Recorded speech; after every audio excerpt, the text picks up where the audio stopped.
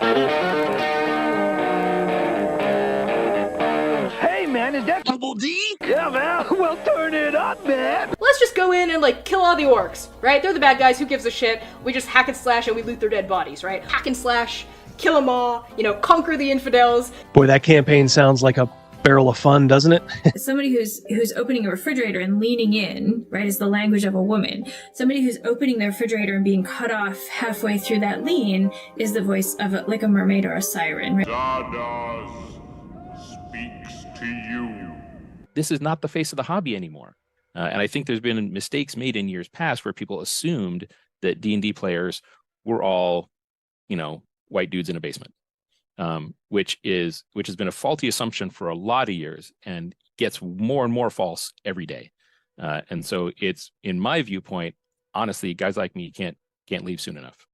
You got to put a little hot sauce on the taco. You know what I mean? We want this dwarf to be the dwarfiest dwarf. Right. We want the elf to be the elfiest elf. And just the dashiest dash of Tabasco. Their voices need to carry across water. I'm a creative.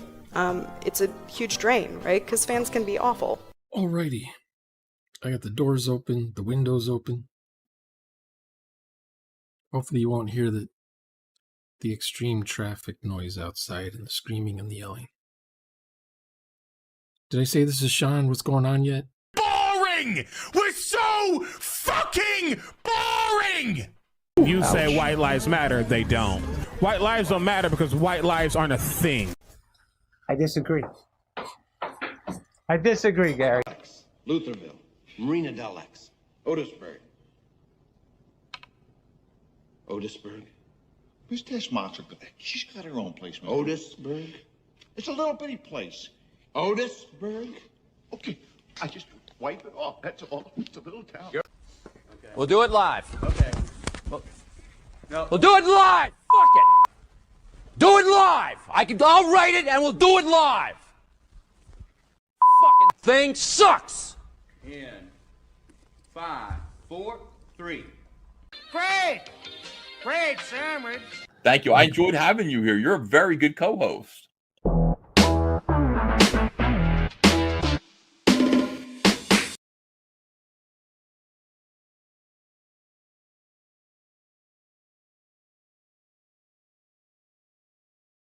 How are you guys doing? I'm a white dude in a basement. Hope everybody's having a great night. Guess what? No Mouse tonight. No Rogan. But I got someone extra special. So without further ado,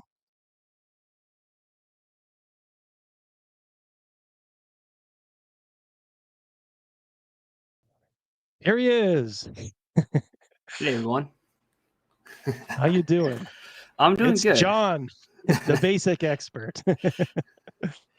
Hope we are coming through loud and clear. The only technical Mouse is on Ginny D's show right now. I know it. She doesn't live stream, guys. I don't think her psyche would be able to take somebody telling her, hey, you're boring.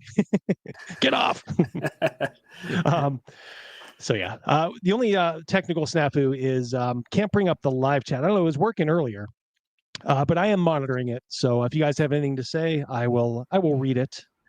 Both John and I can see it. So if he sees something, a question, he will answer it. So yes, we have John, the basic expert, who has just launched. Now, Father, forgive me for all of the mispronunciations I'm going to make tonight, John. It's all good. But let's see if I can get this one right.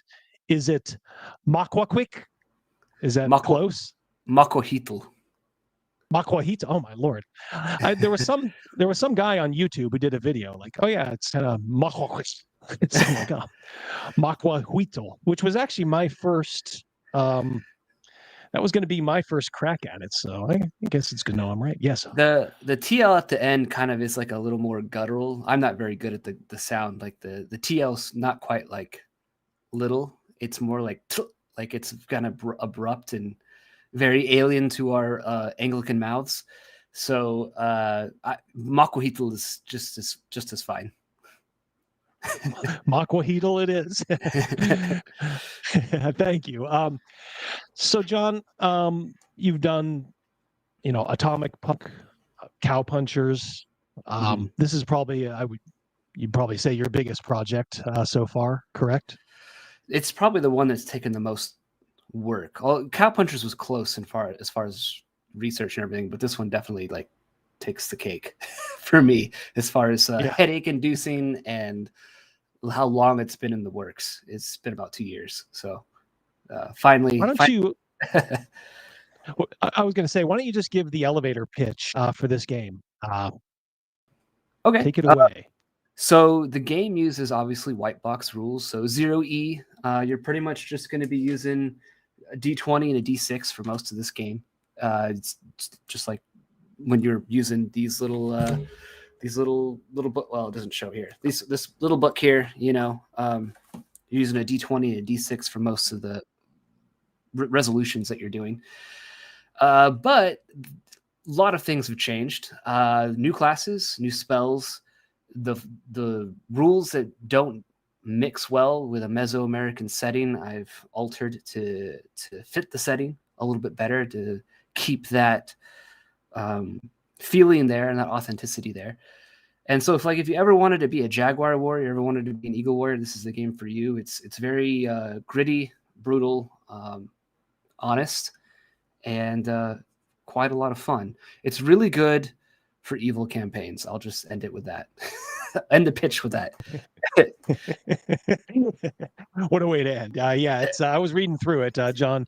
Full disclosure, I did back this on Kickstarter, and then John was kind enough to kind of just send me an advance copy just in preparation for this interview. And I got to tell you guys, here's what I really liked about it. And to me, it's the same thing that were kind of Shadow Dark, I guess, had kind of a leg up. It just kind of has this unified look to it throughout. And I'm glad you, I think you made a video saying, hey, look, guys, I'm not going to do a generic fantasy RPG rule set. So I really do think you made the right choice doing it this way. It's very specific, but you're also kind of relying on that, the old OSR foundation to go back to. And you're right, it fits perfectly. The grittiness and just the pure danger fits really well with this setting. Yeah, everything. I like 0E. I like the white box rules because it's definitely still within the war game roots. The players feel like they're at war. And that's what this game needed to be about. Like the players needed to feel like everything was about warfare. You're a warrior. You are the pinnacle of what this culture and this society has created as far as like societal class. And I like that gritty wargaming route that and link that 0E has, that OD&D has, that White Box has. So it just, when I started writing for it, it just clicked when I decided to apply the White Box rules. I tried BX, it didn't work as well. And also, there's just so many BX hacks out there and variations on BX. It's sort of the lingua franca of the OSR. And, that's fine. I think that's cool. I love BX. Obviously, I'm called the basic expert, but White Box needs love too. So, and it just felt right. So someone asked, I think it was Bleeker, said, well, I'm confused. Is John a basic or is he an expert? He is both, damn it. People ask about tonight, by the way. People ask about the name, and it's sort of a self-depreciating thing. Like someone, it always becomes a funny thing on Twitter or something like that, where someone's like, "You are the basic expert." I'm like, I know, that's the joke. Like it's self-depreciating. It's also an edition of D&D. Like, yeah, I'm making fun of myself. Good job, you got the joke. Do you think we're getting close to a saturation point as far as like kind of generic, we'll call them just OSR rule sets? For me personally, I think the clones that we have are perfectly serviceable. And I've mentioned this before. I think the original mission of the OSR is like mission accomplished. You know, it forced the hand of Wizards of the Coast to release on PDF and on print on demand early editions of the game that people have always wanted. You know, and so, but you know, we got Osric, we got Old School Essentials, Basic Fantasy, we got things like White Box, or I've been reading, obviously, because of my research, a lot of delving deeper. So like we got a lot of these fantastic clones, and then you can get the other stuff as well. And I don't know, it just doing a generic clone of something just doesn't appeal to me. I guess I think the future, for a lot of creators is settings and really original ideas, and I think that's what's going to do well. Doing something you're really passionate about that you haven't seen someone else do yet. And if you can find that, I think you can be successful. I think a real underserved, market, so to speak, is the mega campaign. Greg Gillespie, who I had on earlier. Of course, he's doing his kind of in between first edition and basic. He calls it 0.75. And I did back that too. But he also does all these magnificent, it's kind of like when we were back in the day, in the early 80s, people didn't really, at least the people that I knew, we didn't really do like our own like campaigns. And that we bought, the stuff that, TSR was selling. Like hey, did you guys do Against the Giants? So there was this common sort of experience. Oh, did you guys get to, like Vault of the Drow? And I never got a chance to play those all the way through, but I would hear the people talking about it. When you can get these nice mega campaigns, like Greg has with like Barrow Maze, and I'm sure there's plenty of others, it kind of does, if you keep them generic enough, it kind of maybe doesn't matter about the rule set. So I think there is a market there for epic campaigns and adventures. Yeah, I think campaign settings, because for me personally, like I just got my original copies of these and I went and splurged and got some of these, This for me is like nice. perfectly serviceable. I can't top this. I can't top BX. I just feel like it was lightning in a bottle. Like they got it. They figured it out. And I personally can't do better than that. So to me, it's just finding cool, interesting things that I think need to exist and then making them. So for me, like with this is with Macuahuitl, it's like, what do we have? We have maybe a few onesie twosie products that are kind of in this flavor. We have Mastica. There was an adventure module. I can never remember the name. Hidden Shrine? Yes, yeah. Hidden Shrine of Tomoa-chan or Tomoa-con? Yeah. There's that one. But like other than that, like that's been largely, I think, unexplored. And I realized that, and I was like, it'd be really cool if this existed. And I think that is a cool thing to do, and something I think a lot of other creators should look into, because I want more cool, interesting stuff that hasn't really been done before. Well, I think you're getting a few sales already. I'm noticing a couple of people who are saying already backed it. So awesome. Seems like people are excited. Yeah, and in lieu of any super chats tonight, guys, just send it. Just go over to the Kickstarter, and I think the link is in the description. Obviously, you can see the name there if for some reason it's not working. Just type Macuahuitl in Kickstarter. You'll get right to it, and you'll be able to support John. And this, like I said, I've got a sneak peek thanks to John. I really liked it. Let's get into it. First thing I noticed is how much a role fate plays with your character right from the get-go. Can you kind of tell us about that? Sure. So the Aztecs had two calendars. They had a 360-day calendar, and there was like 5 empty days. And that was like your everyday calendar, kind of what we use. But they also had a sacred calendar, which was 260 days. And that sacred calendar was divided up into 13 phases, or zodiac signs. And this calendar interlinked with the 365-day calendar. And every 52 years, they would meet up and sync perfectly. So that was like a Aztec century pretty much to them. And the sacred calendar was used for divination. It was used for, rituals and festivals. When is it a good time to plant? When is it a good time to harvest? They would consult this calendar. And also, when you were born, the day you were named on was important. And so within the game, you roll 2d20 across, like there's a matrix here. So you roll one for the vertical column, one for the horizontal column. And wherever those two rolls meet, wherever they meet, that's your character's date that he was born on. Now that day could be bad. That day could be good. Some of the zodiacs are not very pleasant. They might cripple or handicap your character in some respect.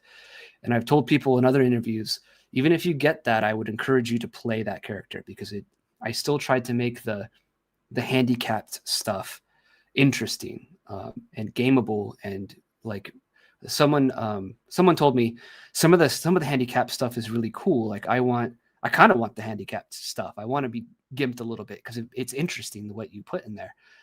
And so that, I felt very happy that people feel that way. But you do have four. Oh, go ahead. If I could just interject one thing about that before you move on. There's a really cool one, and I can't quite remember. I'm sure you will, where maybe the soul of your guy is eternal, which is actually a curse, because it's almost like you're destined to become like a prisoner. Mm-hmm. So if you're ever taken prisoner, like you get a bunch of negatives. So I could just imagine playing that character and being like, there's no way I'm getting taken prisoner. It's like that would be like foremost in your character's mind. Yes, and it'd guide your destiny. Yeah, for that one, it's because if you were taken prisoner, you were destined for sacrifice, and sacrifice victims were destined for immortality. Especially if you're a warrior. If you're a warrior, you got to become part of the retinue of Tonatiuh, the sun god.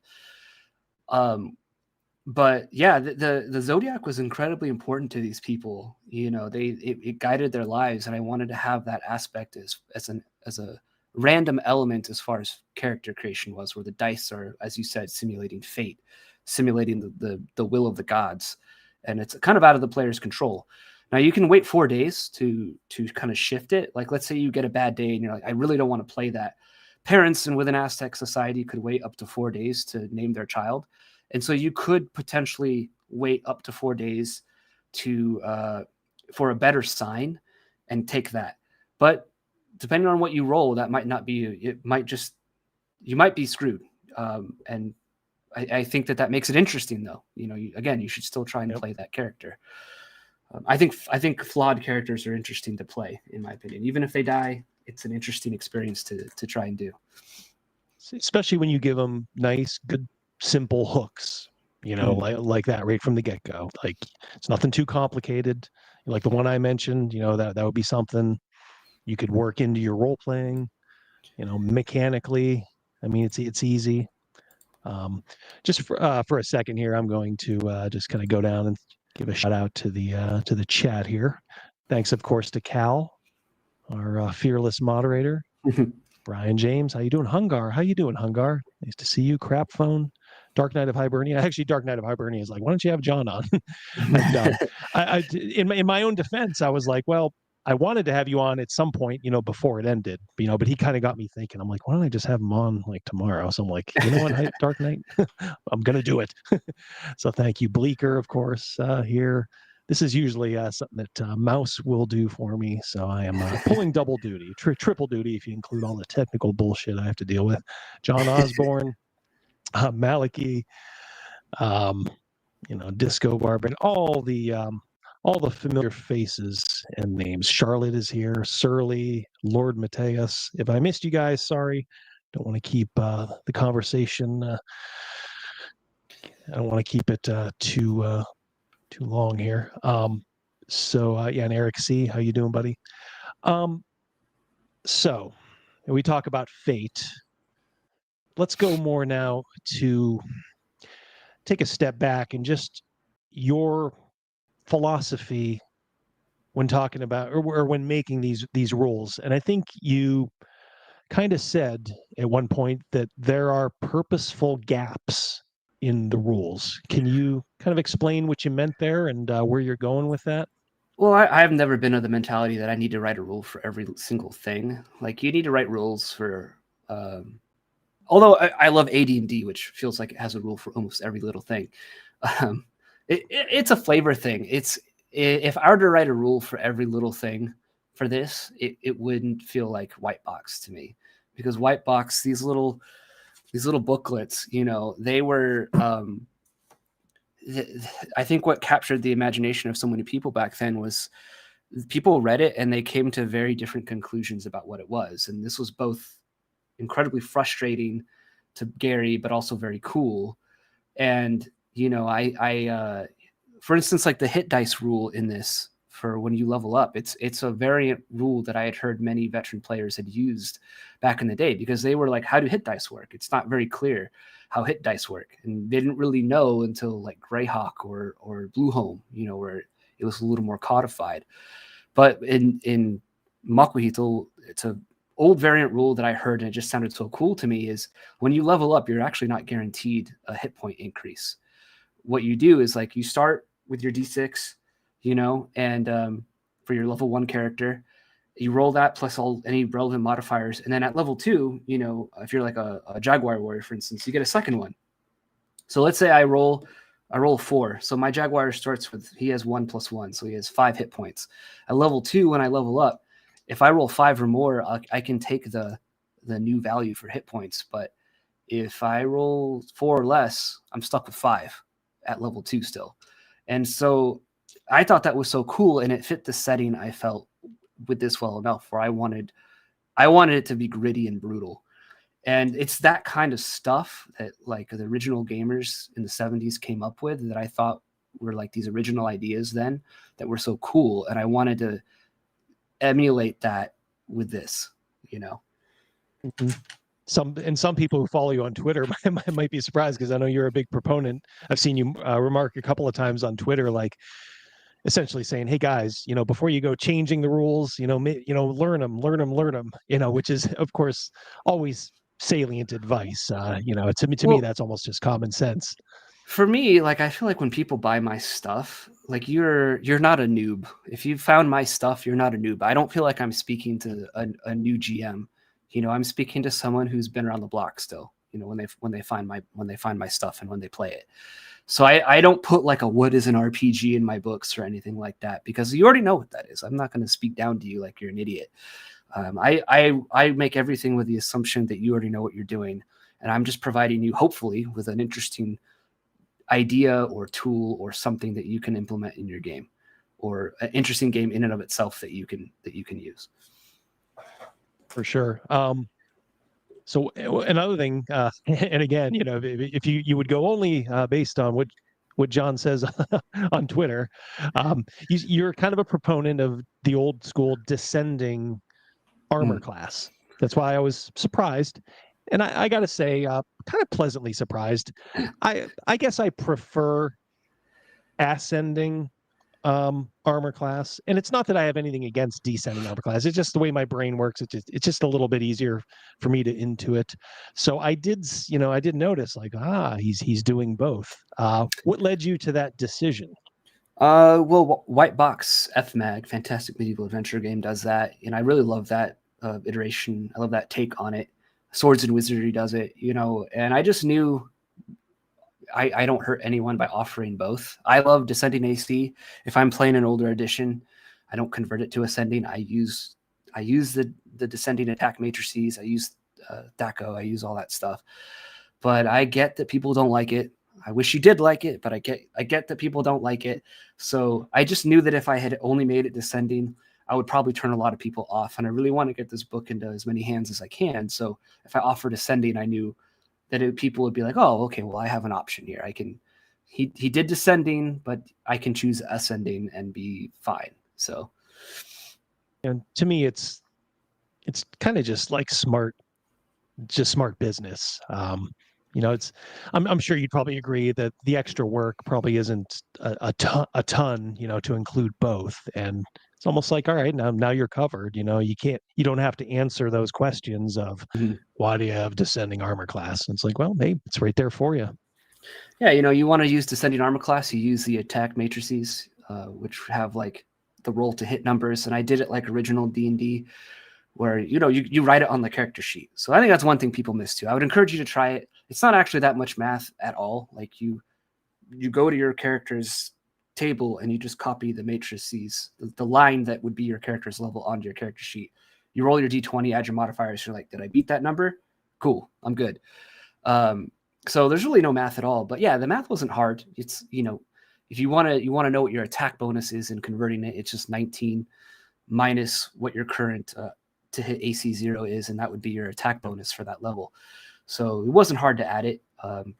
If you are using descending, do not use the attack bonus value. I mentioned it in the book, but I want to make sure people get that clear. You're going to be giving your player characters like too much bonuses as far as hitting if you give the attack bonus and you use descending. Right. Second here, lost your. I think it's causing my light to go dark. I'll tell you what, I'll turn it off because we can see the Macuahuitl right below you. That way, I don't look like I'm selling some dubious product in the shadows here. Yeah, so that was interesting. And like I said, I think it's just good business. Now one thing I also I noticed, we go back to Twitter, or X, I guess, as it is now. Somebody asked, well, hey, your stuff looks interesting, basic expert, but I got to know, you're writing about the Aztecs. What nationality are you? What race are you? I've gotten that. Can you say what your response was? Well, I said, yes, I am of the quote unquote correct race, but it doesn't matter. Like, that's not what gives me the right to make this. I didn't pop out of the womb and go, I know who Quetzalcoatl is. That didn't happen. I had to learn it and research it just like anyone else would have to. So it's happened a bit, and I was trying to avoid it, but I was getting the question a lot on the Kickstarter in messages. Thankfully, not on the page itself. People are at least courteous enough to at least message privately. But the one thing I posted on Twitter was on a Facebook ad that I ran, and some concerned citizen commented with that. And I was kind of annoyed by that. And the reason why I shared it is because I gave this whole reason as to, like, yes, I'm the right ethnicity, I guess you could say, although the Aztec culture and language is technically a dead culture. It's a dead language. No one's really sacrificing people on tops of pyramids anymore. We're not doing this as far as I know. But I told this person, like, I'm of course of the right race and everything. I have the right. You want to say, Don asked, John, what is your ancestry or species? And I know you posted it publicly. Do you want to give us your main? So I'm like a third. I'm like a third indigenous people of Mexico. I'm a third Spaniard, and I'm like a third a bunch of random crap. So like Basque and Portuguese and all kinds of weird stuff, even stuff from like North Africa. And I think I have like Congo in there even a little bit too. It's really bizarre. I'm a mutt. My ancestors were very happy to share culture, I'll say. So yeah, but it does raise a question, like, okay, I'm a third of the ethnicity that is appropriate for this. Like, and that was enough for this person, right? That was enough for them to be like, oh, okay, that's okay. I just wanted to make sure you weren't profiting off of someone else's culture. And it's like, well, if I was crazy, if I was a quarter, would it be a problem? If I was, an eighth, would it be a problem? At what point is this like, oh, that's not enough blood in your veins to make this thing? And that's just absurd to me. What gives, like I said, what I told this person was, what gives me the right to do this, if I even, which anyone has the right to do this, but what I want people to look at is, I want people to look at this and be like, this game's really cool because John put in a lot of research and effort and time, and you can read this and you can tell he cares, and he did a good job. I want to hear that. I don't want to hear like, oh wow, he's the right race, he has the right blood in his veins. Cool. Like that's that's out of my control. Like, it has nothing to do with the quality of what I made, or the poor quality of what I made, whatever your opinion of that is.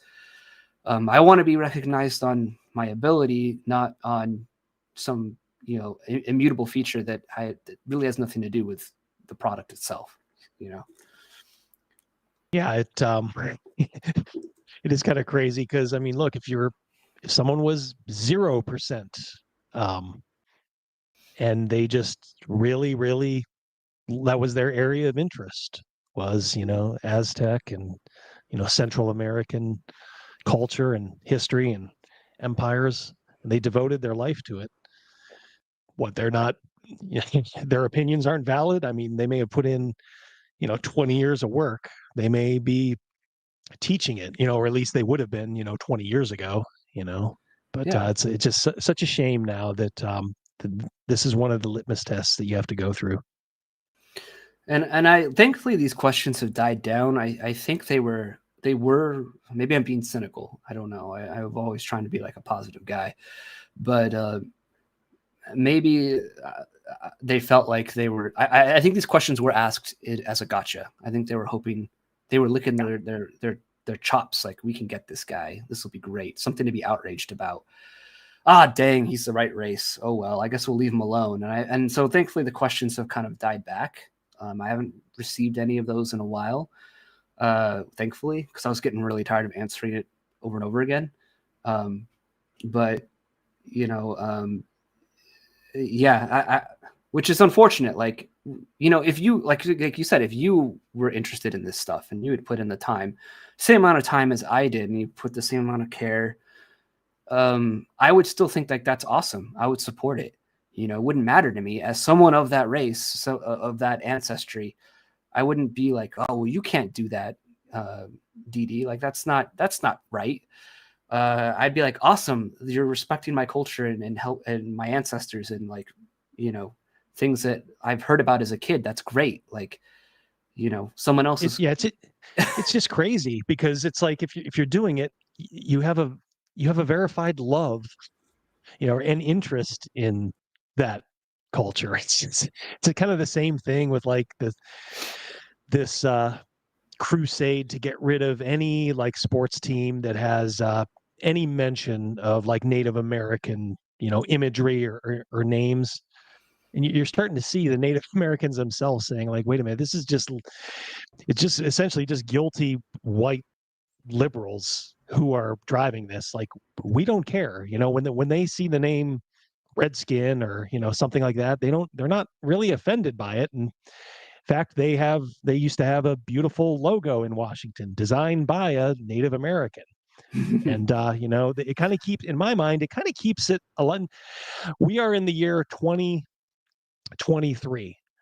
Nobody is thinking, as far as like Native Americans, like, boy, those dirty Indians, they're going to scalp us. It's almost all like, I don't want to say romanticization of them, but it's pretty much they're thought of in good terms.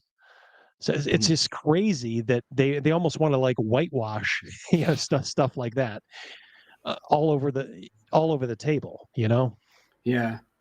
And it's funny, the person on Facebook that had put the question on my ad, which I did block this person eventually because I was just like fed up with it. They kind of kept going, and I was like, I paid for this ad.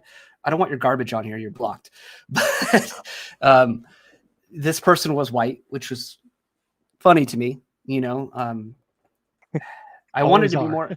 I wanted to be sarcastic and mean, but I wanted to at the same time. I'm doing this Kickstarter. I got to be professional and cordial and take the high road. So I've tried to answer all these questions in an amicable way, but still being firm in my belief that it's not that I have the right ancestry that gives me the ability to do this. It's that I care about this thing a lot. That's what gives me the ability to do it. And it shows for sure, as I'm going through it, in the release copy or the pre-release copy you gave me, you can see the care all throughout it. Now these people, you may have gotten them off your back in one respect, but I couldn't help but notice the role of women in the Aztec Empire. do you want to go down that hole, or do you want to pass? I'll give you a choice. We could talk about it. Yeah, I have a whole section because there's going to be people that want to be okay. I want to be true to this culture, and I want to represent this culture honestly and as who they are. Yes, it is historical, but it's like historical with like a layer of fantasy over it. But because it has a layer of fantasy over it, that doesn't mean that I can overlay my own 2023 sensibilities over people that lived in 1305 in Mesoamerica. I felt an obligation to be true to their culture and who they were. And, women in Aztec society were second-class citizens. And you can like that or not, but that's what they were. They still had rights. They still had things they could do. And women were venerated in many other ways. For instance, and I mentioned this in the book, women that died in childbirth were considered to be on par with a warrior who was slain in battle. And those women got to be part of the retinue of Tanatua, with the sun's retinue, with warriors, with eagle warriors and jaguar warriors, those that died in battle. If she died in childbirth, she got to join that retinue across the sky with the sun, because they believed that the blood spilled on the birthing bed was equal to the blood spilled on the battlefield. And so women, it's not that women were like looked down upon, they just had a different role. And I felt violating that was not would cheapen this, right? It would I just would have felt gross doing that, and I didn't want to do that. I know some people wouldn't have, and they probably would have changed it, but it just didn't feel right to me. And so you can still be a female character in this game if you want to. They had female priestesses, so you could be a female Nuhali. Females could be women could be merchants, so you could be a woman and a merchant, a Pochteca.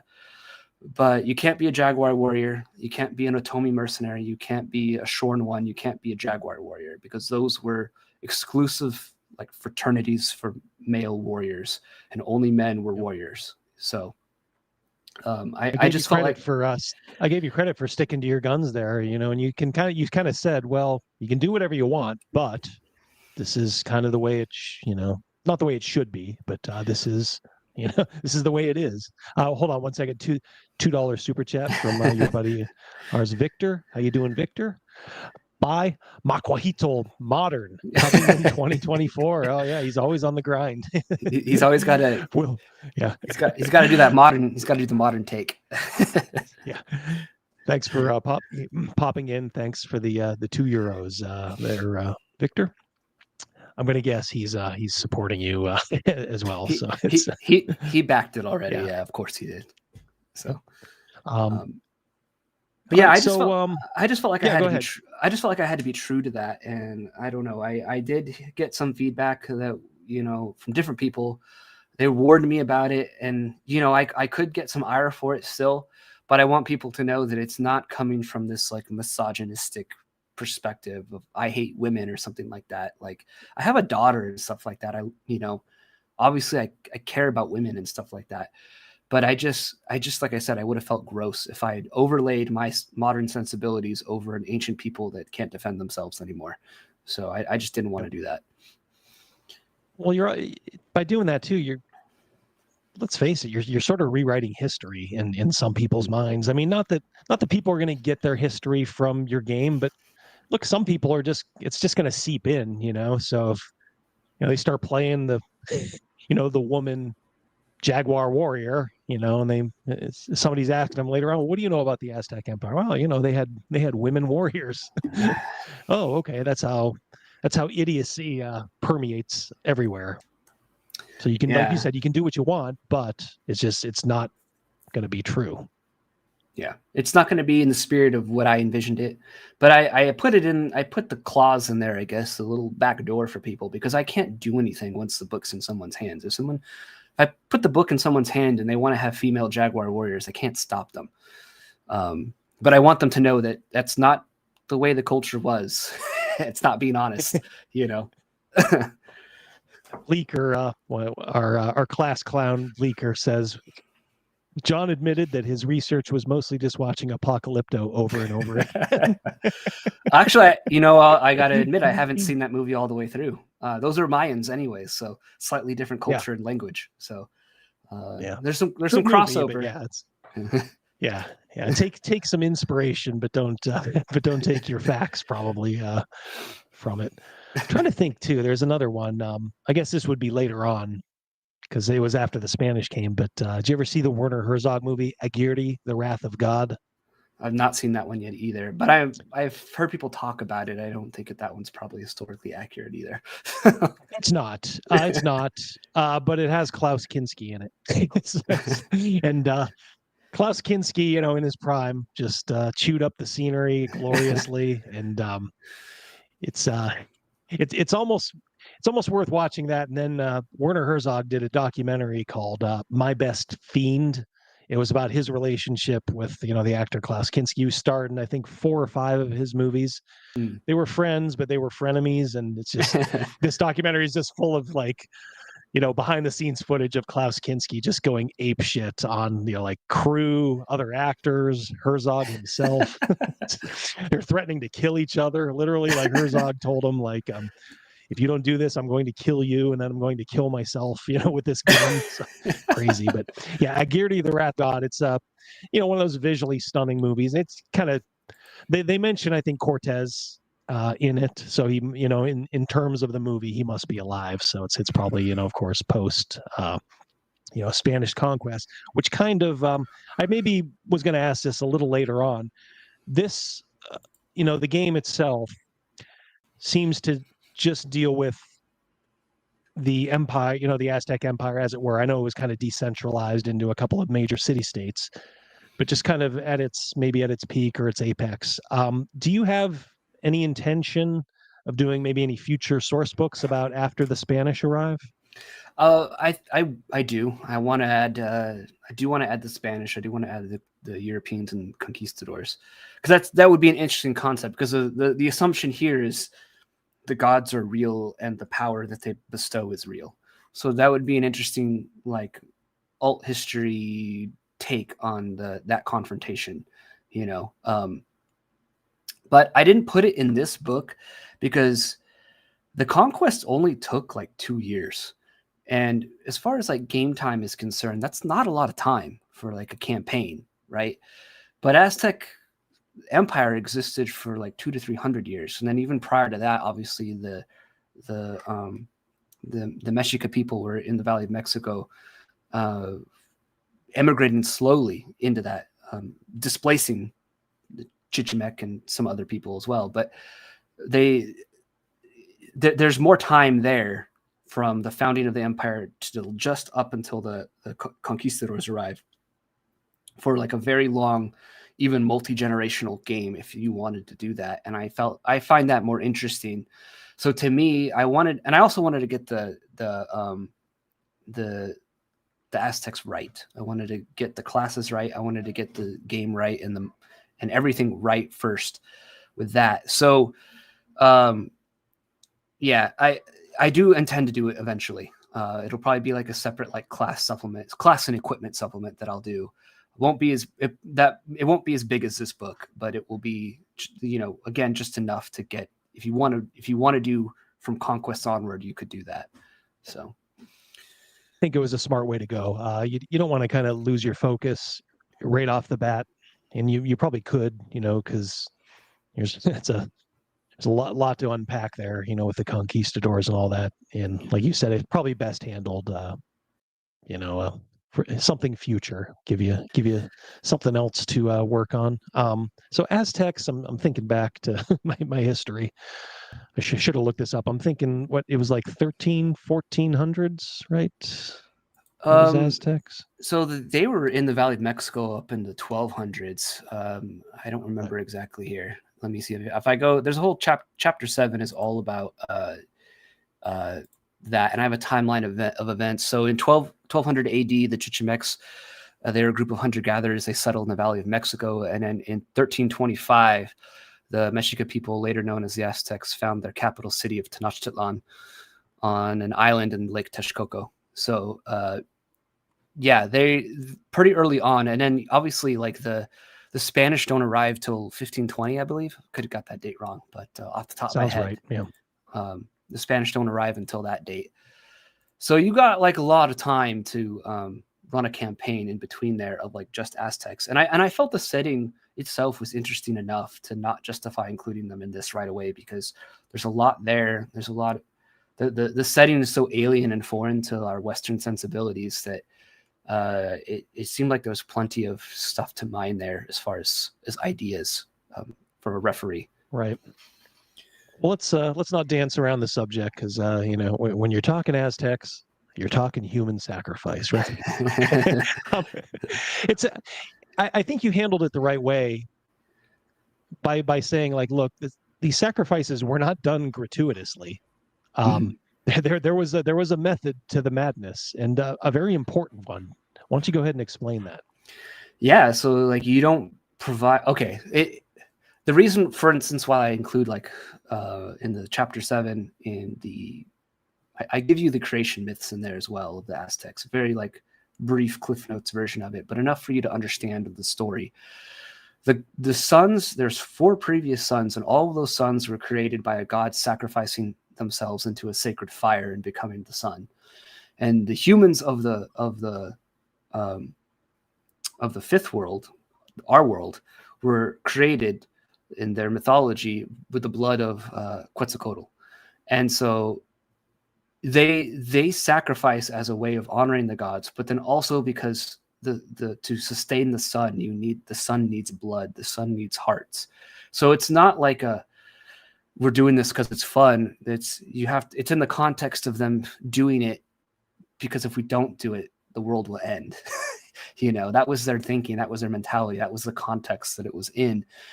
And of course, like, that doesn't make it right, because we know obviously they stopped sacrificing and the sun is still up there, but they didn't know that, you know, within their understanding of the cosmos and the universe, that's what they were doing. And so I really wanted to play it up to, like, I'm not justifying what they did, obviously, but this is what they did, and this is the reason why they did it, and it was for them a good reason to do it. It was to honor the gods, because the gods gave their lives to give them a world and to give them life, and also because if we don't do it, again, the world will end and it will be terrible. It will be disastrous. We cease. The people of the previous suns are no more, and we don't want to end up like them. Was there ever anything written or any inkling that the people that were sacrificed? I mean, look, I'm sure a lot of them did not want to go, but was there any writings that there were some who were like, yeah, I mean, I'm doing my part, you know, bring it on? Some, you know, for instance, I don't think a warrior would want to be sacrificed, but a warrior also had the benefit of believing that when, okay, I'm going to be sacrificed, I'm going to die, but I don't have to go to Mictlan. Mictlan was not some place a warrior wanted to go, the underworld, because when you go to Mictlan, you have a whole trial of like 9 levels that you have to go through. Things like walking through hills of glass barefoot, you know, all these terrible things. The people that died of old age went to Mictlan, and you weren't guaranteed actual paradise until you got through Mictlan to the end. Whereas a warrior would get to go, if he was captured in battle and sacrificed, he'd at least get to go be in the retinue of Tonatiuh, the sun god. But so some wouldn't, some would. I'm sure obviously some would try to escape. Some prisoners were abused. Some sacrifice victims were chosen, and some of them were treated very well before they were, you know, but they would be treated extremely well. They would be honored, and because a lot of Aztec sacrifices were, because again, the gods sacrificed themselves to create the world and to create the suns, they would dress up a lot of the sacrificial victims as those gods, and a lot of those people were chosen and honored to do so. They were treated very well. They dressed them up as the god, and they were sort of like a stand-in for that god, like they're sacrificing that god again. And it was an honor. So it was an honor to take on the role of that god, essentially almost become that god, sacrifice yourself so that everyone else could live. Again, There was also brutal stuff though too, you know, like children were sacrificed, and obviously that's no good. But right. never, that's never good. But it is brutal stuff. Like for instance, like with one thing I learned with Tlaloc, the rain god, you know, you can't sugarcoat it. You can't. But with Tlaloc, the rain god, they sacrificed to him for rain, and he wanted children to be sacrificed, and their thinking was if the more the child cried on that sacrificial stone, that meant more rain would come. So like this is horrible. This is horrendous. Like you can't justify it, but this is what they were. This is what they did. But then again, this is in the context of like, if we don't do this, the world ends, you know? Yeah. So it's not that it's nuanced, but, or justifiable, but again, it wasn't this wanton, like, isn't it fun to rip people's hearts out and kill them? Like, it wasn't like that for him. Yeah, you cannot put 20th and 21st century sensibilities on this. I mean, just, you know, this was the belief, and you know, I mean, look, thank God for the modern age and science and all that, but that doesn't mean people didn't live, you know, before that. So a couple of comments here. Let's all thumbs up the video. Yeah, actually, if you could do that, folks, Marzak, thank you so much. Throw a thumbs up, and not so much just for my sake, but also for John's. Help more people maybe see it, send people over. Kaz is here, RPG Pundit. He says history is generally more interesting than any made-up setting. The best fantasy settings are based on history in some ways. I agree. Yep. If the Aztecs had been Greeks, that one jumped on me. Sorry. Venger made a scenario about child sack. Well, Venger gets a pass. He's you know, we all know we all know who's in charge at his house. It's his wife. Anybody who's ever seen him. Time to go, Venger. Love Venger. Great guy. Most disturbing child sacrifice scene was in the Beastmaster movie. Oh, the original. I'm trying to think the original. I think Bleeker, we're gonna do that. We did a like a week ago, John, we did a deep dive into Hawk the Slayer. Oh, fun. Yeah, so it was good. I said, well, maybe Beastmaster's next, because that's one I remember fondly too. So maybe we'll delve into that one, Bleeker. All right. So and again, thank you guys so much. I wish I could highlight your chats. I'm not sure what's going on with the plugin I have. I was working fine the last 2 weeks, literally, and then it was honestly working fine earlier today, and then as usual, 5 minutes before, every time I try to highlight a chat. So we'll get it fixed. The main thing is you can hear me, and you can hear John, and you can go in the description of the video, check out Macuahuitl, the Aztec role-playing game, I guess. Would you call it OSR? I mean, I don't even know. Did you use OSR in the promotion at all? I've used a bit of the term OSR. I've used old school and just white box, mostly because, again, I feel like the OSR uses a lot of BX, and while this would be easily translatable to BX, it's very different. All weapon damages are based around a D6, so there's no D8s, there's no D10s. All your hit dice are D6s for monsters and classes. So, and it's 0E style hit die progressions as well, which are different from later versions of the game. So,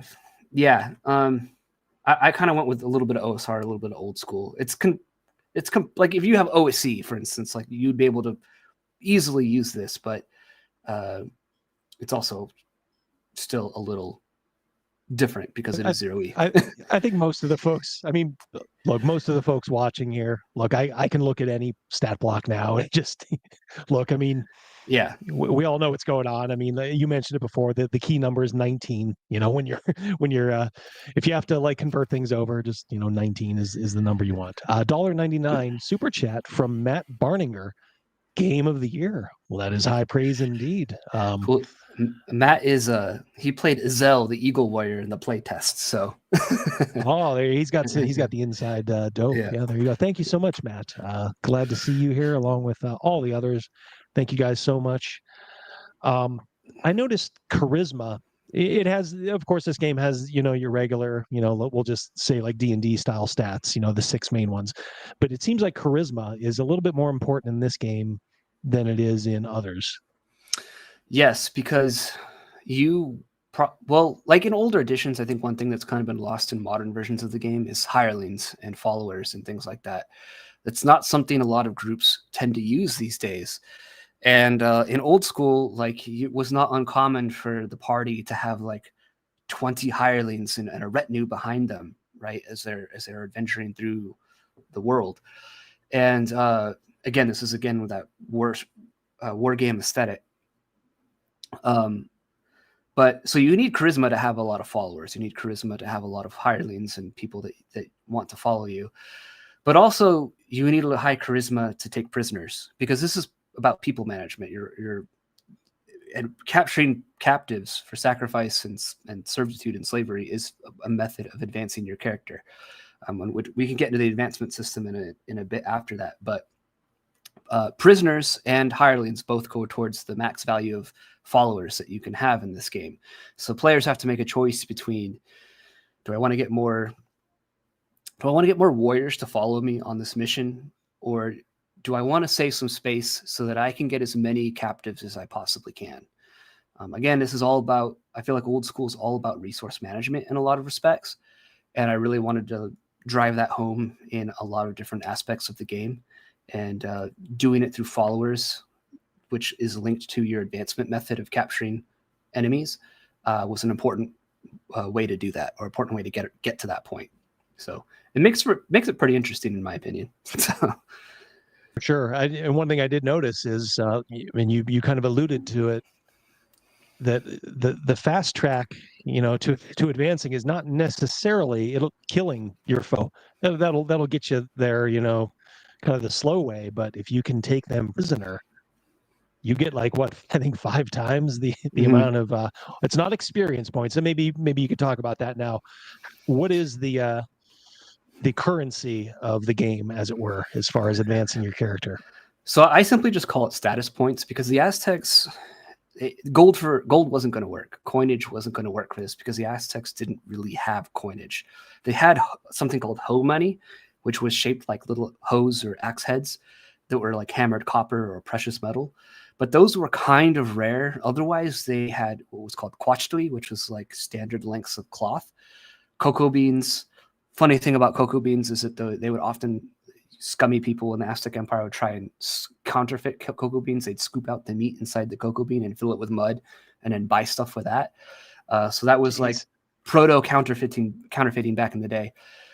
Maize, and obviously they were more a barter society. So and the game's not about going out and finding dungeons, abandoned dungeons, and exploring them. You could find, I referenced Toltec and Olmec stuff, so you can go and find the previous civilizations that were there, but you're not going and trying to find a cave and what's in this cave, let's go in there. You're out there trying to win the war for Tenochtitlan, for the Triple City Alliance, for your city state, and so I needed to find a new way of advancing characters. So status points was how to do that. And status points, because they were a barter society and coinage wasn't going to work, status points are used both to purchase advancement of your character as far as like levels are concerned, but also hirelings, equipment, goods, rations. If you want to start building like a stronghold or a temple or something like that, it will cost you status points. And it's just a generic representation of your social clout, the heroic things that you've done and earned. And I give a table as well about like, you can award, there's like objectives that you could give players. Like if you raid an enemy village, you're going to get X amount of status points if you come back successfully. If you defend the city state, you'll get X amount of status points. If you do this, you'll get X amount. Things that I was trying to give goals, because I couldn't, again, do gold for XP. And gold for XP is a good way of getting players to go back in the dungeon deeper and deeper and deeper. But I couldn't do that. And when you advance... Oh, go ahead. Plus, first of all, another super chat. Brian James, $2. Thank you so much. Second vote for Game of the Year. Thank you, Brian. Is he another one of your playtesters? He was. He was Tekutli, the Nwahali sorcerer. Oh, nice. Thank you so much, Brian. And I'm sure John thanks you too. You kind of got to it in the book itself by kind of saying, like, in this game, maybe you can't think of things as you normally do in like a D&D style game. Maybe there is no dungeon per se. It's like the outdoors, the deep forests are the dungeon. Yes, adventuring out there, and the enemy warriors that are out there, and the supernatural stuff that is out there too. That is hidden in the mountains. That's what you got to worry about. Because some people ask, like, well, can we do on a dungeon delve into Mictlan? And it's like, well, like I said, I don't think a warrior would want to go there. They don't want to go there. They see they wouldn't want to do that. And yes, the Aztecs viewed caves as like caves were sacred to them because they came out of caves. There were 7 sacred caves to Aztlan, the island that they originated from. The gods told them they had to leave, so they exited from these 7 sacred caves and started colonizing the Valley of Mexico. So caves are sacred to them. So it didn't fit. The caves have a different context than what caves and dungeons have in traditional D&D. So you can't go that route with this. But the rule set fits everywhere else. So it was just that was a big part, but it was, how do I tweak this to make it so that this is still interesting? And I felt, so what I did is the threshold for leveling is smaller. It's closer to like maybe 5e points that you need. But when you level up, it resets back to 0. And then you have a larger gap that you have to start filling. So you still get that old school slow grind towards the higher levels. Not grind's not the right term. You get to savor each level, unlike modern versions where I feel like you just zoom in past the first 5 and then you're like, then it starts to slow down. And those are usually best. It's weird because honestly, in my opinion, when you start getting past 2nd level, the 3rd to 7th, 8th level, those are some of the best levels in the game, in my opinion. That's when you really start coming into your own. Mark C asks, are there undead in this setting? I do put some undead in this. I felt like the Aztecs believe that the Aztec view of things is like the realm of the gods. There's 13 heavens. The realm of the gods is like, it's linked to ours. It's there. There's just a thin veil there that keeps us from seeing it, and special individuals can see it. So that's how the supernatural is affecting the material things that we see. And so I don't know. I felt like undead were an important part of it, and the Aztecs had very interesting views on that, and they're just they're iconic to D&D, and I just felt like they had to be in there, and they're fun. There's a few monsters that are of my own invention, but I tried to make them fit in the flavor of the Mesoamerican and connect them to the Aztec lore. So, for instance, there's obviously no goblins or orcs, but there were in the Second Sun. There was a race of humans that were evil and they did not revere the gods, and so the gods wiped them out. But before they wiped them out, they turned them into monkeys. And I thought when I was reading these myths, I was like, it'd be cool if like those monkey people were like they still existed, and they were evil in their time, and now they hate the new pets that the gods have. They hate the new humanity, and some of them are still out there. They've survived the flood because each world was like most of them were flooded in some capacity as a method of wiping them out. So maybe these inhabitants that were changed into apes, they wield crude weapons and they live out in the woods and they hate the new pets that the gods have made and that worship the gods and the gods favor, and they are out there with like pure malice and they're out there to just kill those people. So I've added stuff like that, which is not accurate per se, but it is inspired by it, because I didn't want to add the gods themselves in as enemies, or I didn't stat out the gods in this. TSR already, yeah. TSR already did that anyways, so I don't need to do it. So I needed, I wanted more monsters, so I just thought adding some original creations of my own that were based on my research fit well with the setting. and if you didn't know any better, if I didn't tell you that, my hope would be that you'd read it and be like, oh, that makes sense. That sounds like it fits, which would show by the way you describe it, it does. It's like, okay, there's a historical foundation, for this supernatural, creature, which of course, that is the sacrifice that, you have to make is, it is going to be a game, that people are going to play and have fun. So, you certainly do have to, incorporate those supernatural elements, but to have it based in a reality and history, I guess, more accurately, I think only makes it that much cooler. I hope so. I hope, I hope people don't mind that kind of stuff in there. But, it gives players like having interesting things to fight too. You have I don't have a super expansive, monster manual in it. It's not like this massive thing. Each monster, each creature is pretty deadly though. They're pretty terrifying. But Sure. most of the time the players are going to be fighting like other humans. And then that's the way I ran it. It was like they're mostly fighting other humans, and then randomly, you're on your way to raid the enemy war camp, and you run into some kind of crazy supernatural thing from Aztec lore that you weren't expecting, and you got to deal with that before you can deal with your other enemies that are over there. So that's kind of how I see the monsters being used. Yeah, they're sparingly, like spice. You want to throw them in when you need to. Let's see. Kaz, RPG Pundit, has a question. Not sure if this was asked already. It would seem to me that the rigidity of social class would mean that many classes would not fit well to the standard adventuring party. Well, there's not. I think you'd probably agree that the game is certainly warrior heavy as far as classes, right? Yes. And the thing about Aztec society is that you could come from a lower class.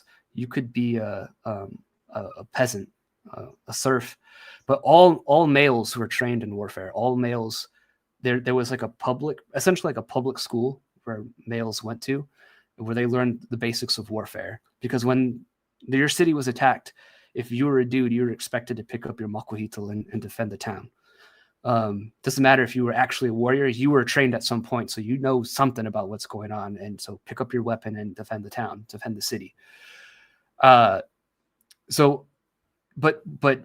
valor in combat was the one way of advancing your social status from the lowest to near nobility. A lot of warriors were considered like on par with a lot of nobility here, like the Shorn ones, the Jaguar warriors, Eagle warriors, all these guys from Wahali, even Pachteca, were people that were viewed as these were extraordinary individuals. And I think that one criticism, and I talked about this on the Kickstarter too, is like, why am I level 1 and starting as an elite warrior? Well, my reasoning for that was in OD&D, level 1 fighter. I'm going to quote Vic here with level 1 with his argument. A level 1 fighter is a veteran. They know something about combat. They're not a loser. They're not this like pig farmer with a pitchfork. They're trained. Yeah, there's training. Trained there, warrior. So. Yeah. Mercurius, $2 super chat. Let me slide this in. Interesting work, basic expert. Nice additions. Quick and to the point. Thank you, Mercurius. $2 Australian. Let's see. Upward mobility of warriors. I know you're going to get on Crazy Mouse's good side because and was this the case with the original 3-book? The damage explodes. No, that's an addition of mine. I just like exploding dice. I think they're fun. Yeah, it makes it crazy. Crazy Mouse loves that. Every new game we try, his question is, does it have exploding damage? So he'd love this. Yeah, roll a 6 on your damage, and then boom, you get to roll again, and you can keep rolling as long as you keep rolling 6s. Yep. I just think that makes the gritty battlefield feel more, gritty. Like you might be this, badass Jaguar warrior, but that punk commoner who's just in the cloth laminate armor, he's just naked but swinging around a spear or something like that. He might catch you. You don't know. That's how war was. So I wanted to have that feeling. Healing is, of course, as you would probably expect, pretty slow in this unless you use. I think you give an optional rule there. You know, if folks want to kind of make it a little bit more survivable. Yeah, I do optional. It's not a don't have to use it, but there's binding wounds, so you can try and like you can only heal damage that was sustained and a certain amount of damage that was sustained from the previous combat. Like if you were in combat 1, took some damage and healed, and then couldn't heal all of it, and then combat 2 took more damage. You're only healing the damage you took from combat 2. That's the max you can heal back. Right. Other than that, yeah, it's 1 hit point a day. So you gotta rest your character and lay low. Lay low for a bit, Yeah. Well, one of the classes, like I said, it's very warrior heavy. There's also a merchant class, which I found, pretty interesting. But then there's also the, would it be? I guess you could just call it the spellcaster class. I forget the actual name, but kind of talk about maybe the merging of priest and wizard in this game. Yeah, so the Nwahali is sort of like, because again, all males are trained in warfare. So if you pick a Nwahali, you're actually pretty powerful. You're able to wield clubs and the Tekpathul, the dagger. You can only wear lighter armor, but the Nwahali is able to shapeshift, and the amount of time that the Nwahali can stay shapeshift is equal to his level. So if you're level 1, you can shapeshift into like an owl for 10 minutes. Or a ghost woman for 10 minutes. It's an owl, dog, turkey, ghost woman, and there might be a jaguar. Those are the forms that you can take. Sounds kind of silly, but that's what they believed. And my players have found interesting ways of using these forms to great effect. But not only that, it's kind of like a cleric, whereas like a cleric, when you gain like level 1 spells, for example, you have access to all the spells. It's just dependent on whether or not the gods are your god is willing to give you that spell. And I wanted to go a step further and add a mechanic, because again, this is all about the Nwahali is a spellcaster. He's a magic user, but he is also a priest. And there was no distinction. There was nothing like a cleric and a magic user in Aztec society. They had to be blended together. So there's a reaction roll mechanic that is based on the zodiac sign. So you're going to have to keep good time records as a however you want to do that. You're going to have to keep time records as a referee to have the true feeling of this, because time was important to these people. So the zodiac sign affects the reaction roll you make against the gods, petitioning them for a spell. And it takes, I think, 2 hours or an hour to do the initial one. And you might not get the spell. It might take you days. And then the gods might be mad at you. And you might not be able to get that spell again for 1d6 days. There is a way you can curry favor with the gods and help get a boon to your roll. Do you want to tell everybody what that is? Yeah, you can sacrifice people. You can offer sacrifices to the gods, and it will give you a bonus to the reaction roll. I love that, because I'm thinking in a group, like you got maybe a group based around the spell. How is it said, John? Macuahuitl. Macuahuitl, yeah. Oh, are you talking about the caster? No, the caster, yeah. Okay, Nwahali is or Nwahali, yes, yeah. If you have a group based around that, he's the central figure, but chances are there's going to be a lot of warriors around. It's like, well, you want this spell to go off, go out and find me a sacrifice to appease the gods, and it almost writes itself, doesn't it? It does. I like mechanics, and I think this is that's cool with old school is like you look at these rules and the way they're written and the things they do produce adventures, and that's what I'm aiming for. Like as many things as I possibly can mechanically can spawn potentially a quest or an adventure for the party to do, for the players to do, and attaining spells is part of that.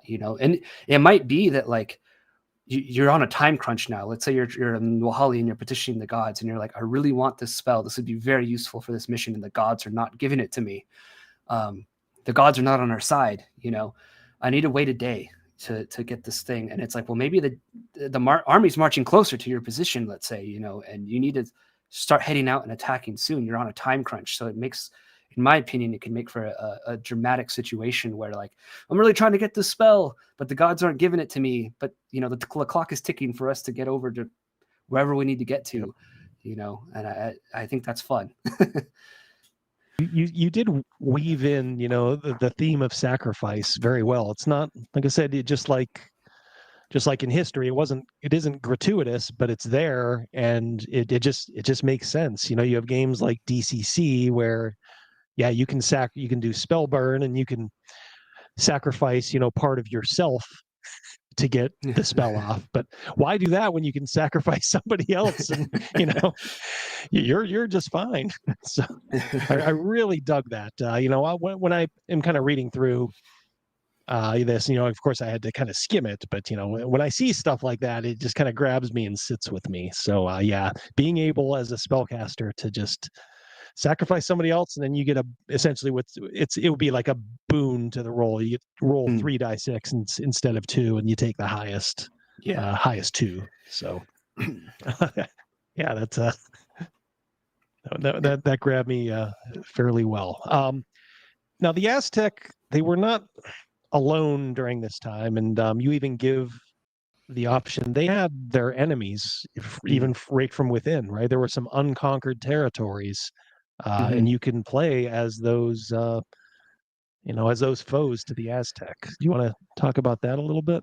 Yeah, if you want to run a campaign from the perspective of the Tlaxcala Confederacy, like, do it. The Tlaxcala were a tribe that was probably the most notable of them. I give other ones, and their names are a lot harder to pronounce, so I won't say them. But lots of Z's and T's and I's, and then that repeating over and over again.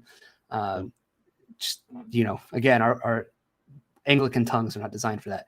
But if you wanted to play as a member of the Tlaxcala Confederacy, and you wanted to run a campaign in opposition to the Aztecs, you totally could, and that would pair well with if you wanted to have, you know, when I do conquistadors, if you wanted to have it bleed into that era, because the Tlaxcala were the ones that sided with the conquistadors when they arrived, and they were actually enemies at first. It's actually kind of funny, you know. They Cortez went to them and is like, hey, you guys want to help us? You guys are enemies of the Aztecs. You want to help us take them down? And they're like, no, we hate you. If you come near us again, we'll sacrifice you and eat you. And then he kept bugging them, and then so they attacked him, and they kept losing. The Tlaxcala kept getting beaten, and so then after they lost like 3 battles, I think they tried to attack him in the night, and it failed. They're like, oh, this guy must be the gods are on his side, so we should side with him. So like you could, from history, you know, you could have a very interesting campaign there when I eventually do those classes. To have it bleed into that. But if you want to play as an enemy of the Aztecs, I say go for it. You know, the classes will still relatively work pretty well. But yeah, do it. Yep. Now, Surly says Obsidian Clubs, aka Aztec greeting sticks. Yeah, the weapons in this game a little bit different. No metal, right? Nope. Well, you could do so when the Spanish came, they actually did note that some of them had forged weapons made from meteorites. So they would, instead of put obsidian in the edge of their Macuahuitls and weapons, they'd put this iron that was from a meteorite in there. It was rare, and so I would view that as like a magic weapon, pretty much within this setting. But yes, right. it's just metal and obsidian. Wood and obsidian weapons only. Clubs, Macuahuitls, daggers, arrows, atlatls, spears, javelins, that kind of stuff. But and I give the very impronounceable names for all these items as well. Yeah, it's also a case for, and you give the rules, of course, and there is more of a chance, you know, of weapons breaking, especially, you know, when you got obsidian involved, even though it's sharp, you know, it can certainly be broken.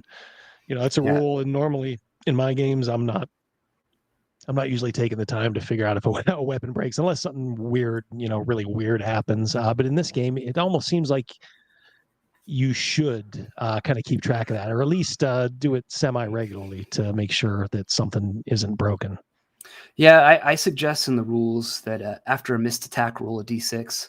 I think on a roll of 1, the weapon's broken and it has a -1 penalty to damage, pretty much. It's not brutal, but it's your weapon's not going to be as effective.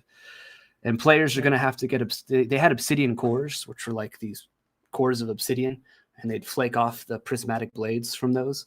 So you can try as a player to get, an obsidian core, or you can try and buy prismatic blades. That's an equipment item in the equipment section to repair your weapons. And the repairing it's simple. It's just sort of like, I'm going to take the time to repair my weapon.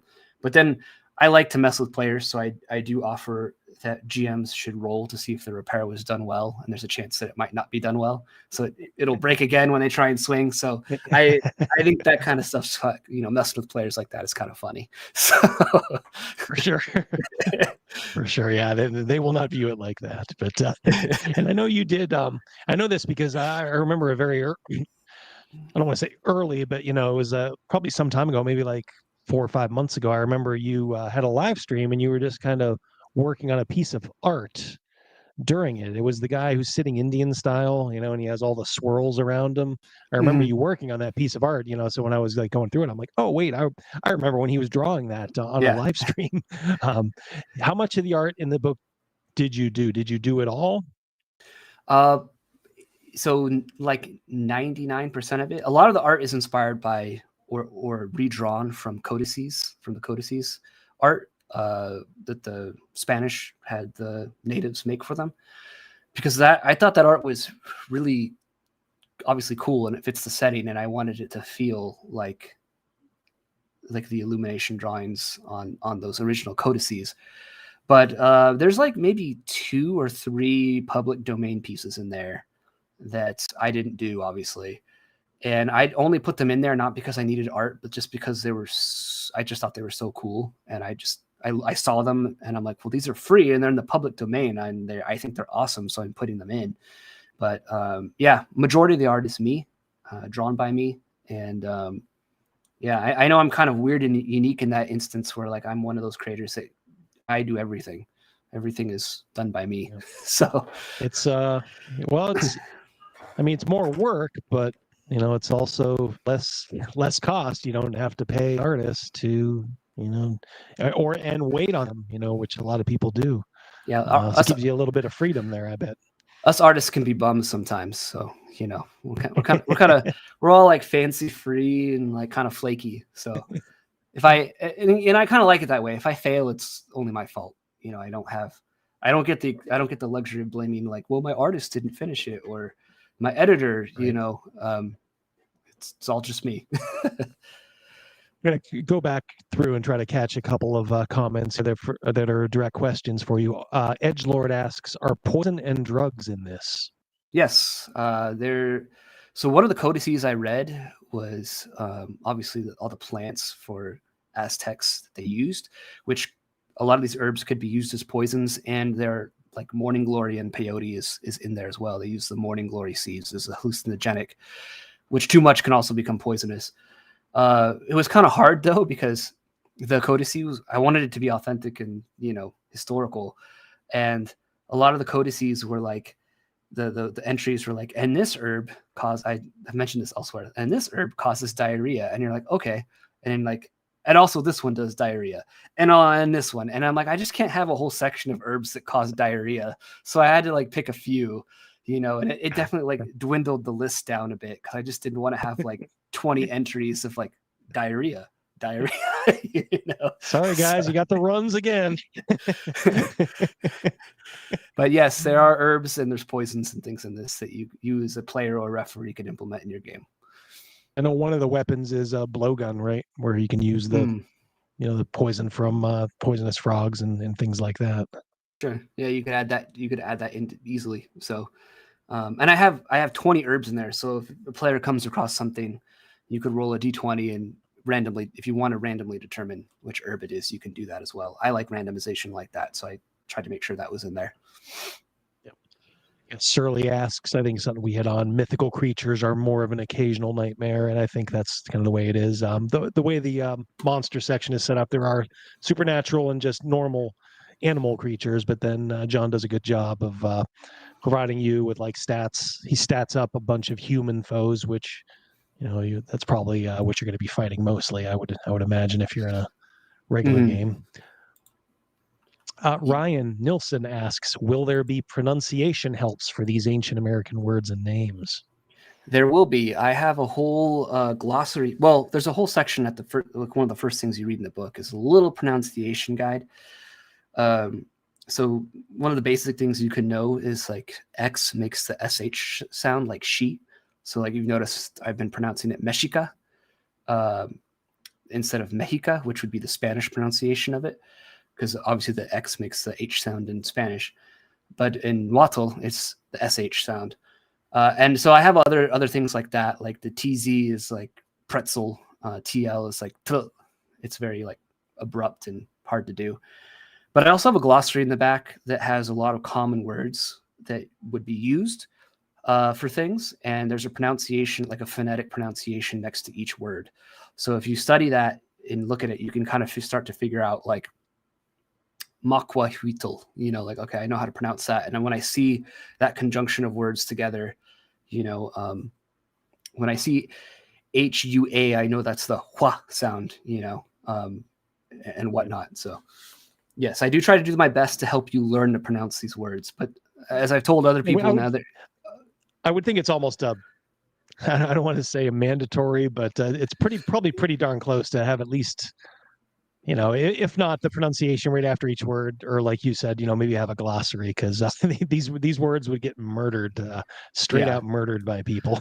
And I do try and offer like an English translation too, because like spear is really hard for me to say. That word is like brutal, and so it's just like just call it a spear, But the actual Nahuatl word is there for flavor, and if you are brave enough to try and pronounce it, you can try. But I would tell people too, though, like the language is hard, and like I've said multiple times, like our mouths are not designed. We've been speaking English all our lives, or some other language all our lives, and this language is not Latin based. It's not it's not familiar to us in any real way, and so our mouths are not designed to make these sounds, because we've grown up since babies seeing a specific other language. So these are going to be hard, and don't feel bad if you butcher a word. I don't think you'll get canceled, so I won't cancel you. Yeah, John's not gonna you have my permission. You. Yeah. Tell you what, why don't we check in on the Kickstarter page, and we'll see what's going on there. Oh wow! See if I can. I'm at 89% already. Wow. Right. See what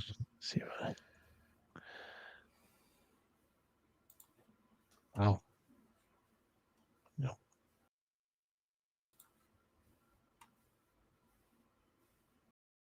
I'm not sure where it's saying. It kind of bugged. It looks like. Yeah. It looks like it's typical. Typical for. Go ahead. I'm at 89%. What are you at? 89%. So 8,900, because you have a 10,000. 10,000 goal. Yeah, almost there. I'm so like humbled, and I don't want it to come off as like, oh, he's just being fake or whatever. Like, I'm legit humbled and grateful to everyone that has like encouraged me and supported on this, because I've said to other people I've interviewed with, this is like a niche within a niche within a niche. Tabletop role-playing games are a niche hobby. The OSR and old school games within that is a niche thing. And then I'm doing non-Western fantasy, which is so it's a niche within a niche within a niche. And I was really worried that like it was a leap of faith to say, like, do people want this? I want it, but do others want this? And so I'm definitely greatly humbled that other people are willing to support this and make this happen.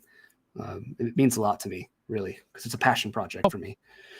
How far along are you? I mean, I guess I know, I have, my possession, it's probably not in the final condition, but it looks like it's pretty darn close to being done. How far along would you say you are on the book itself? It's pretty much done. Like it's really just missing the backer names in the back. That's it. That's pretty much it. It just needs to get funded, and it will. You're all the backers. Like as soon as I can get all the once it funds, and I'll immediately start adding all the backers' names to the back of the book for all the backers that supported it. I'll make sure that I send that out ASAP. Like you're gonna get the PDF at least as soon as I can possibly get it out after doing that. And I'm probably gonna give a few weeks before I send it off to printers and officially get that rolling, because it would be greatly helpful if people, I've looked over it, I've had other people look over it, but how many backers do I have at this point now? It's like I have 283 backers. So if I could get 283 pairs of eyes on that to find like, John, you screwed this up, fix that. Like that would be awesome, because I can fix the PDF. I can't fix it once it's printed on the page. So, right. And I want to make sure I give everyone the best thing that I can possibly give them. There's one thing I noticed, and kind of dovetails in with something I wanted to talk about anyway, is saving throws, a lot more simplified in this. There's only one, right?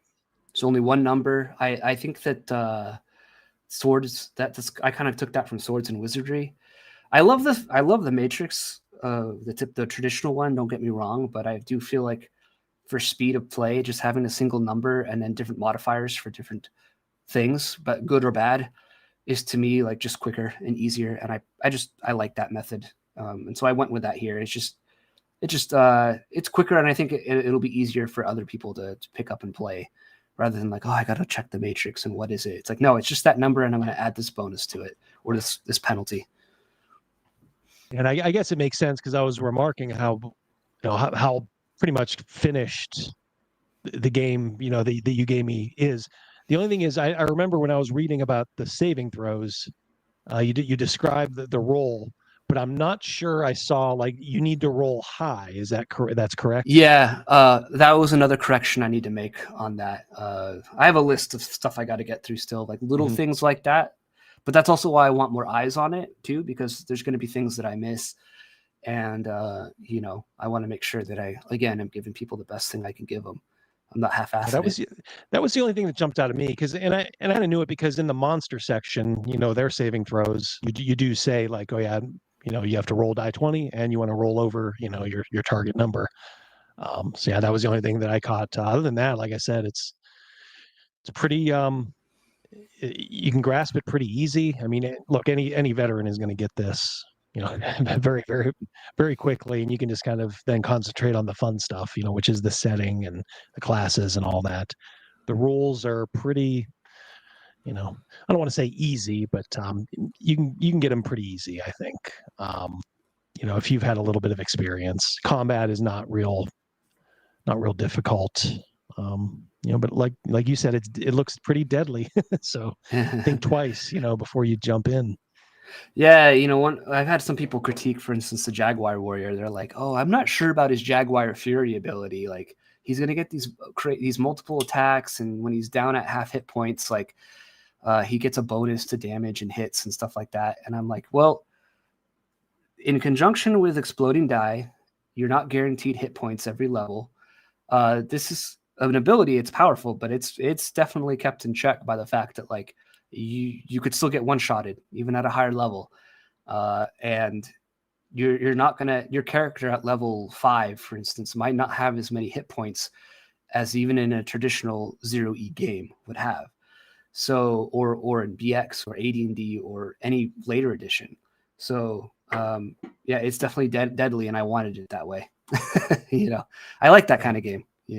Yeah, for sure. Yeah, this is you could run a full campaign on this. You could run, even like mini campaign arc. Hey, let's change things up for a couple of months. We'll do this kind of arc, and see where it takes us. And yeah, let your players stretch out these classes and see what they can do with it. I think So yeah, some of these rules, they're going to go to town on. I keep going back to the magic user, using human sacrifice to power up the spells, and man, that'll be glorious in a couple of campaigns, I'm sure. Probably even do a couple of one shots, I'm sure. Just over a session or two. I think this lends itself, I think, in a lot of different ways, to pretty much everything. So definitely a lot of love went into the book, I'm sure. Yeah, like I said, I want people to look at it and be like, oh, he definitely cared about this thing that he made. I really tried to level up, because again, I do everything. I really tried to improve my writing, the layout. I think this is the best layout I've done for a book. It's better than Atomic Punks, and it's better than Cowpunchers. I really tried to make it look good. I want it to be like a whole experience, and so just did the best I could on this. Well, that's kind of where I said at the beginning, it's kind of reminiscent of, Shadow Dark, and a lot of people are, like, oh, Shadow Dark, that's nothing special, but don't ever underestimate, what a unified look will do. I mean, look, of course she had to pay, for the art, but she had a vision for it. And I think that helps you are sort of inspired, when you look at that kind of stuff, and I know I just did a interview with Greg Gillespie, and he has his own unifying art, and his is strictly old school. I mean, like line art, black and white. He has a good Jeff Easley cover, but these unifying themes throughout really do help. And you can kind of, I don't know if they can see from the sample, but the book is very like stark white, and of course black, and then occasional touches of, this deep blood red, which I think was a really cool way to go. It really does have a unique look, and you're never going to mistake this for anything else.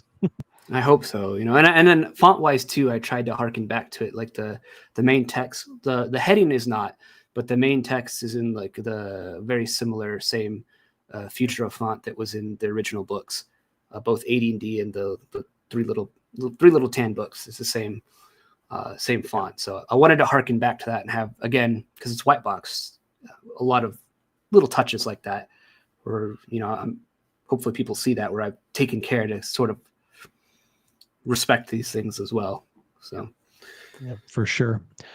Well, we've been going about an hour and a half, hour and 40 minutes. Might be a good time to let you go, let the audience go. But is there anything I missed that you wanted to talk about, John, or anything else you want to say about the project? No, I think we covered all the interesting things that I could think of off the top of my head. I just want to say thank you to everyone. I don't want to sound like I'm faking it or something like that. I'm truly grateful to everyone that has made this very like personal passion project for me a thing, because I wasn't sure if people would want it. Everyone really loves their Western inspired European fantasy, and I love it too, but I wasn't sure if there was a place for this. People wanted it, and I'm just floored that people do, and it means a lot to me. So thank you, everyone. It's easy to support, folks like you and everybody on the OSR side putting in good work. Look, I mean, we may have squabbles between each other, but look, at the end of the day, we got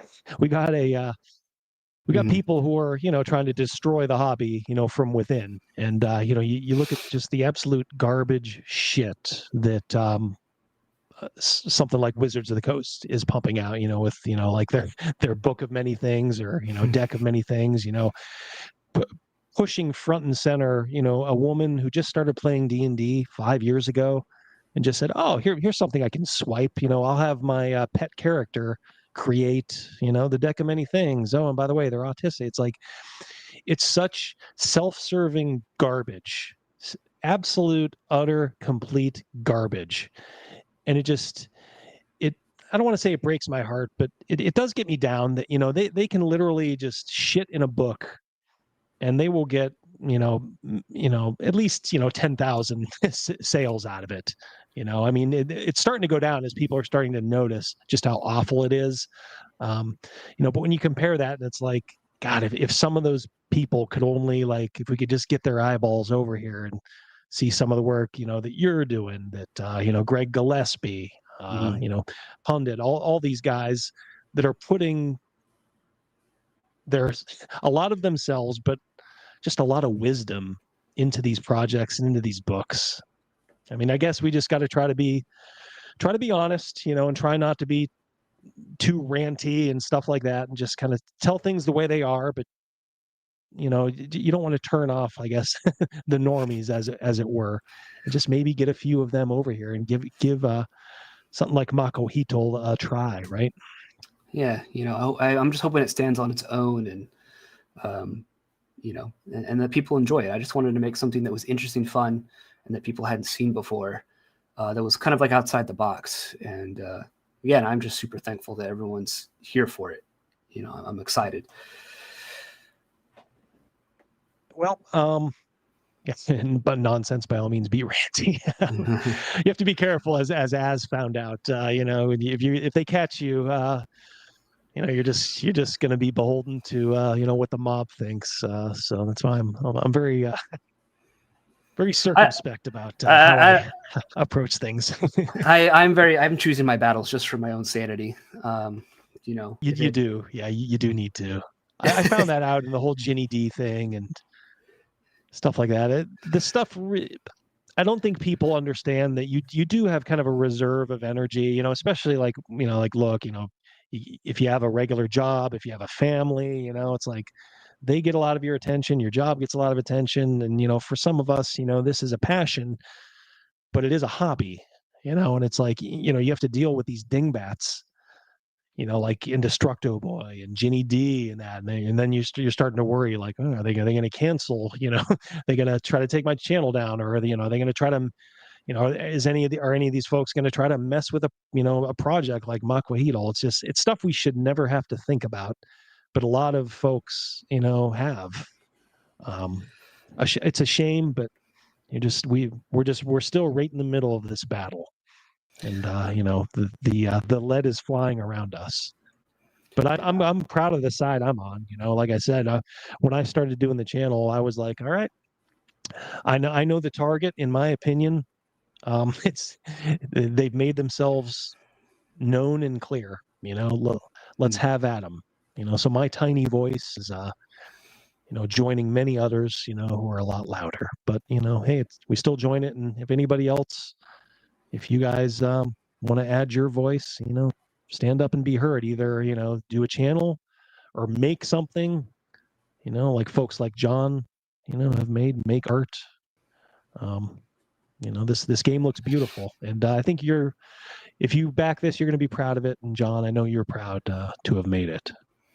Yeah, I guess I'll say too, the book, the hardcover. So you can get print on demand, of course, too. But the hardcover will be like foil on the cover, Smith's sewn, quality pages, and I love the little bookmark ribbon in there. So I want to have a little red to keep it on color theme, a little red bookmark ribbon in there. So I'm going to try and really deliver, because this thing is really special to me. A good quality book for you to read. It's not print on demand. Excellent. All right. I think I'm gonna let it go here. I was maybe gonna do something afterward, but I think I'm gonna save that when the boys. I think both boys should be back next week. Rogan and Crazy Mouse. We'll do some fun stuff. So I will just take you out with the intro now. So, John, thanks again. Great job. And, I think we got you a couple of sales here. I think, obviously this audience is, mostly in your corner already. And it looks like some of them definitely came out and supported you. And if you did, pass the word on Facebook, Twitter, let them know. Yeah, it means a lot to me. Thank you, everyone. All right, so chat, you guys are great. Sorry I couldn't, I'll figure out what was going on there. I think it was just a technical snafu with OBS, why I couldn't put your chats up. But we were watching them, got a couple of your questions. Thanks to all the super chatters. We will see you guys. I'm going to try to do a video at some point. And, maybe towards the weekend. And, of course, next Wednesday, of course, another layer. We'll have the boys back. Band will be back together. And until then, you can check out John's channel if you're not already subbed to that, and I got a feeling a lot of you are. He does a live stream every Monday night, correct? Mm-hmm. It's a night owl stream, 10:15 here on the East Coast or something like that, I believe. 8:15, 8:15 Mountain, because I'm Idaho, so. Yep. But yeah, it's a nice. Sometimes it's nice to have a little late night stuff. Sometimes I'll throw it on as I'm just chilling or getting ready to go. Okay.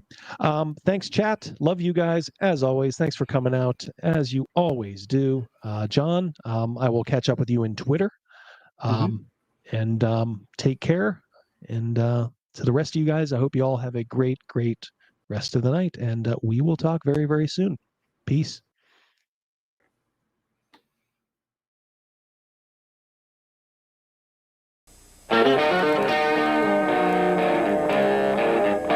Hey, man, is that Double D? Yeah, man. Well, turn it up, man. Let's just go in and like kill all the orcs, right? They're the bad guys. Who gives a shit? We just hack and slash and we loot their dead bodies, right? Hack and slash, kill them all, conquer the infidels. Boy, that campaign sounds like a barrel of fun, doesn't it? Somebody who's opening a refrigerator and leaning in, right, is the language of a woman. Somebody who's opening their refrigerator and being cut off halfway through that lean is the voice of like a mermaid or a siren. Right? Stardust speaks to you. This is not the face of the hobby anymore. And I think there's been mistakes made in years past where people assumed that D&D players were all, white dudes in a basement. Which has been a faulty assumption for a lot of years and gets more and more false every day. And so it's, in my viewpoint, honestly, guys like me can't leave soon enough. You gotta put a little hot sauce on the taco, you know what I mean? We want this dwarf to be the dwarfiest dwarf. Right. We want the elf to be the elfiest elf. And just the dashiest dash of Tabasco. Their voices need to carry across water. I'm a creative. It's a huge drain, right? Because fans can be awful. Alrighty. I got the doors open, the windows open. Hopefully you won't hear the extreme traffic noise outside and the screaming and the yelling. Did I say this is Sean? What's going on yet? Boring! We're so fucking boring! You say white lives matter, they don't. White lives don't matter because white lives aren't a thing. I disagree. I disagree, Gary. Lutherville, Marina Del X, Otisburg. Otisburg? Where's this monster? She's got her own place, man. Otisburg? It's a little bitty place. Otisburg? Okay, I just wipe it off. That's all. It's a little town. We'll do it live. Okay. We'll do it live! Fuck it! Do it live! I'll write it and we'll do it live! Fucking thing sucks! In 5, 4, 3. Great sandwich. Thank you. I enjoyed having you here. You're a very good co-host.